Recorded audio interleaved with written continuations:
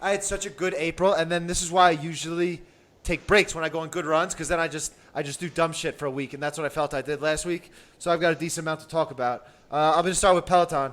So we were talking about how the breakout buys versus the support buys. So we were doing the right thing in this Peloton because 2 Fridays ago, April 24th, we saw huge buying off that $30 when Peloton announced that they had a record live streaming audience. They had 24,000 people for a class. And that just gave it all this bullish volume and all that stuff. So we were hawking it. We were like, all right, on this pullback, we want to buy it against 30 because that's where we saw buying come in. So a few days later, April 28th, I was buying the dip on Peloton hard.